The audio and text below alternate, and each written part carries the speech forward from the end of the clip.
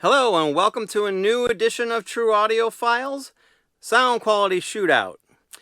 This episode is going to be a little different than your traditional sound quality shootouts, as it's really going to be also kind of a unboxing and review of the new Sign of the Times Super Deluxe box set that was just put out for the Prince Sign of the Times album. So the first thing I want to do is I'm going to do kind of a little bit of a unboxing of sorts and kind of show you all the goodies that are inside of this box and what it's all about. This is the vinyl version, so I'll start off with the outer case here, this is the album cover, and the special album cover for the Super Deluxe edition, obviously because it's not the same as the original release. But the cool thing is you can kind of see the Prince Sign of the Times is embossed on the cover, which is very cool. And then there's on the back is the peace sign is embossed on there as well. So, and this is the back label, kind of showing you what's on the box set, because there's somewhere around 40-ish unreleased tracks and some B-sides and single edits and things like that, and I'll kind of go over that as I show you all the different records that are in here. So they kind of split it up for the most part in two record sets, if you will. So you've got this, which is the actual album proper, which has been remastered, they claim, for the very first time, which I would argue, I don't know if that's entirely true, but I think a full remaster, yes, it is true. But you got the two records in here. All right, so one thing I actually wanted to add in here, because I realized after filming that I forgot to do this, and that is to kind of show you what the record looks like and the label looks like, which it's basically a reproduction of what the Sign of the Times records looked like when they first were released. So it's basically that Paisley Records logo label, and every single one of the records has that same label on it. Also, this came with a download code, so you could download the entire box set as a digital download, which I think every vinyl should have. Every record that gets released should have that. The one thing that I don't like, that was a big pet peeve of mine, and one thing that I actually failed to mention about what I think every record should include on the video that I did about what every record label should include on a record, is the fact that I think, especially with a super deluxe box set like this that you're paying this kind of money for, you should have the best quality digital download available to you. So in this particular case, from what I've seen, the best available download is a 2444 high-res, barely, version of the album. And that you should be able to download as part of this digital download. But no, this digital download, although it does have it, so I'm happy it has it, so I won't complain about that part of it, but they were MP3s. So they were lossy. Not low quality, but they were high quality for MP3, but they aren't lossless digital audio, which in this day and age should be just a given that they give you that also. So that was my take. You've also got the original inner sleeves that came with the original album, with the artwork, with a cat, his dancer, and then Prince's leg, and then the lyrics on the other side of it, and then you've got a picture of Prince, and again, lyrics on the other side of that one. So that is the album proper. The next two records are, again, the single mixes and edits. And this is the cover for that, which I think is pretty cool. And the titles, and I really like the fact that it's a gatefold, so they actually show you basically all the different, not all of the different ones, but a lot of the different variations of the singles. They also have on the inner sleeves some other outtakes of the pictures for, this is a You Got the Look photo shoot for the front cover of You Got the Look, and then you've also got another one here, which I don't remember which this one is. Oh, this is the photo for Hot Thing single. So there's that. Next is the next three volumes, which again are all two record sets, are all vault tracks. So these are tracks that were in his vault, kind of hidden away, and they're kind of either, not kind of, they're either original versions of the music that ended up on Sign of the Times, or it's a collection of other songs that were recorded and done during that time frame. So for those of you who aren't initiated into the big Prince fandom, if you will, and but I'm assuming most of you are if you're watching this, a little bit of a backstory about Sign of the Times, because it actually ended up, it was essentially 3 albums that got condensed down to 1 double album. And what I mean by that is initially there was going to be an album by Prince and the Revolution called Dream Factory, and that got shelved for 2 separate albums. One was one called Camille, which was basically Prince performing with his voice sped up, and then another 3-record set, I believe it was, for that was going to be called Crystal Ball. Basically, some of those tracks all the tracks filtered into Sign of the Times, except for I think You Got the Look was the only song that wasn't from those previous 3 records or albums that he was thinking about producing, but the label didn't want him doing 3 albums, so they told him to condense it down to 2, which is kind of the start of his issues with Warner Brothers. So, but anyways, so that's what started the downfall of his relationship with Warner Brothers, but also a lot of the, or not a lot, but a couple of the tracks that are side Bs for the singles were songs that were part of some of those previous albums too. But anyways, so this is, again, this is Vault Tracks 1. All the album stuff on there. And again, now this one's very cool because I love the fact that they have pictures of the master tapes and the box of the master tapes. I also believe that the inner sleeves do a little bit of this as well.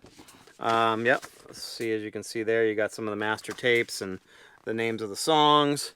And I won't go into massive details about the songs just because this will be a 4-hour episode if I do. So, but again, master tapes. So I'll try to go through these other Vault track ones quicker here. Now this is the second one with, again, some more master tapes and some pictures of settings of the mixer levels and things on that nature. And looks like a drum, I think a drum. Oh, this is all the tracks and what each track has on it, whether it was horns or guitar or, you know, whatnot, which is kind of cool. And again, more master tapes. Vault Tracks 3, which again, some more master tapes, some more pictures of the mixing levels, and some more notes on what tracks had what on them.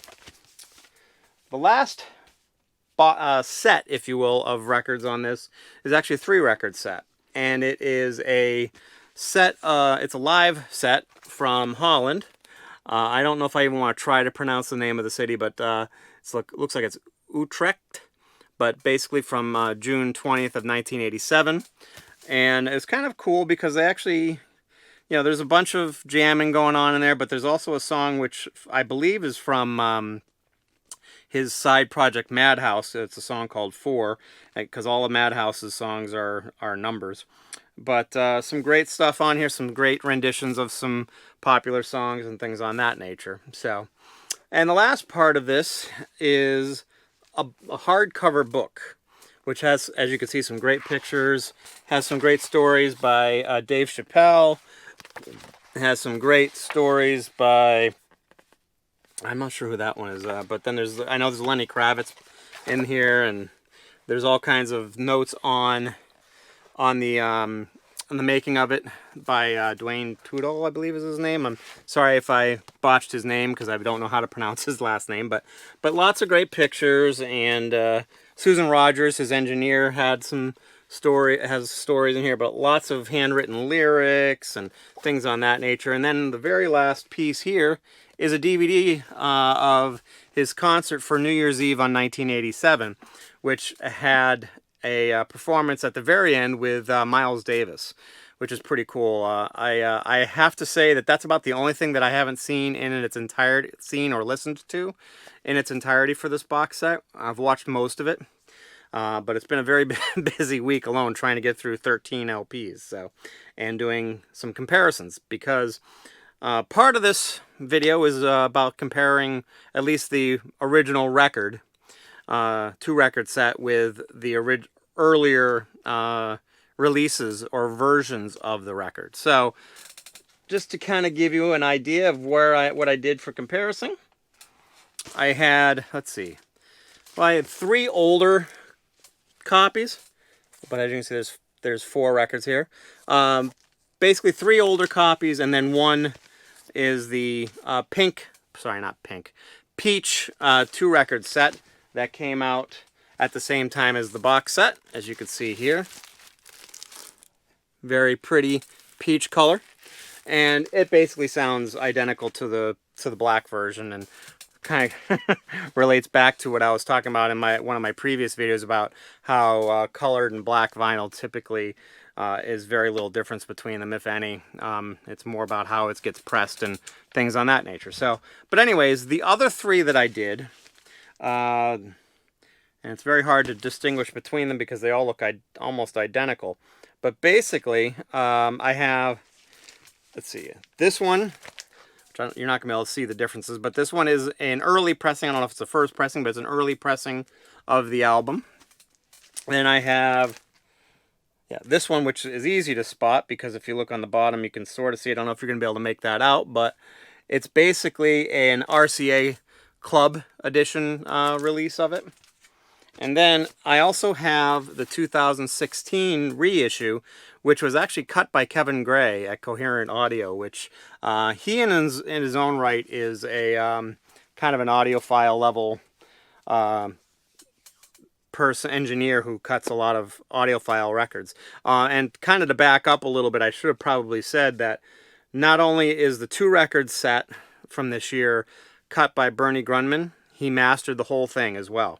But he cut the 2-record set, and he actually cut all 13 LPs as well. So it's really, it's quite impressive that he did a great job mastering it, and he did a great job cutting these, and they were pressed really well too. I had about a 10-second space at the end of I think the 11th record where there was some noise that was kind of irritating, but actually overall all 13 LPs except for that one small spot on the 11th record were nearly flawless. They're about as audiophile level as you could get. I'm not exactly sure where they were pressed.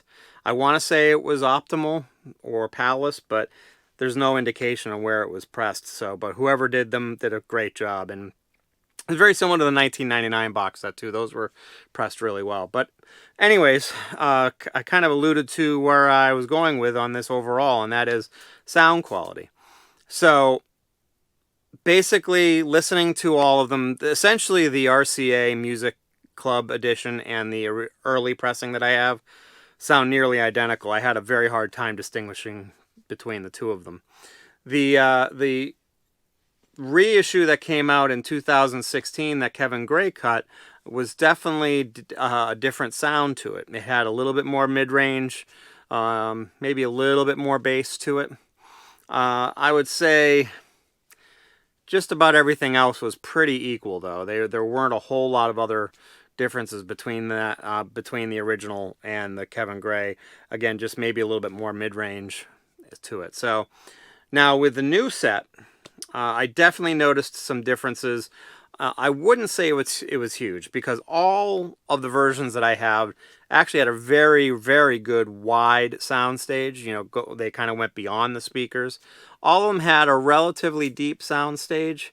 However, a couple of three big things that I noticed on the new remaster that Bernie Grunman did. One is it definitely had significantly more mid-range, and actually a little bit more bass too, and deeper bass. But the mid bass and kind of lower mid-range levels were actually much better on the remaster. I found that on the original pressings, they sounded a little hollow, like the mid-range and kind of upper bass ranges were scooped out a little bit. And I think, you know, some people like that, some people don't. When you play them back to back, it's very noticeable, and I would probably say I would lean more towards the more mid-range section, especially just because it also had a lot more bass. One of the most obvious tracks was the title track, Sign of the Times. When you played Sign of the Times on the new remaster, and then you played it on the early original pressings, the bass on the bass drum is significantly more on the new remaster, and the vocals just sounded less thin. I also noticed a little bit more definition between the instruments placed around the sound field. So I think that they got this one right, which is a first, because the last two remasters that they've done on, the one on 1999 and the one on Purple Rain, in my opinion, neither one of those were an upgrade from the original. But this was definitely an upgrade for sure. And just as a side note, the CD definitely was not mastered as well as the original record. So the fact that this record is better than the original record kind of speaks volumes about it too. So that's kind of my take on it, though. I think that overall the set is amazing. There are a lot of awesome tracks that had never been released before. I had heard some of them previously because I did have some bootlegs that had the songs on them, but there were definitely several that I had never heard of before. And I consider myself a pretty avid Prince fan. So, but, combine that with the fact that the mastering was done so well, you've got an amazing set on your hands. And, whether you buy the records or you buy the CDs, if you can get your hands on the Super Deluxe box set, if you're a big Prince fan, I think it's a no-brainer. If you're a fan of Prince, even just a little bit, and you really liked this album, or at least some of the songs on it, got like "You Got the Look" and "Sign of the Times" and "Can Never Take the Place of Your Man" are the the bigger singles that were on it. If you can afford to grab this set, I really think you should. So, one last thing, I forgot to show this part of the box as well. It's Prince "Sign of the Times" and cross, peace sign, and heart. Sorry about that. But I really think that if you can afford to get this set, you will definitely not be disappointed, because even the previously unreleased Vault stuff is really good. Not only does it sound really good, but it's good quality stuff. There's still really good tracks on there. If I had to nitpick, I think they probably could have narrowed down the Vault tracks a little bit, because there are definitely some that I could have taken or leaving, but I got to be honest with you that I think almost all of them are still better than most other musicians' music, so it's hard to go wrong with it, and I just think it's really great, and I think I would have felt they were great even if I wasn't a huge Prince fan. But that being said, this some people may think that this is an extreme box set because of its just amount of music in it, and it's 8 CDs or 13 records, so it's going to be very expensive. You're generally talking 150 to $300-ish, depending on which version you want to buy. You can also buy the downloads, which might be a little bit cheaper, but I think getting the physical version for the book alone is worth that price of admission if you're going to pay that a little bit extra for the physical editions. So, but that's my take on the box set. I would love to hear your opinion if you've got your copy of the box set. Get your thoughts on what you think. See if you agree with me, and if you don't, I would love to hear your opposition and your opinion on that as well. If you liked what you saw here, please hit that like button. If you want to see more of my videos, hit that subscribe button, and if you want to know when my new videos come out, please hit that alert bell. So that's my video for the week. Thank you very much, and you guys have an awesome day.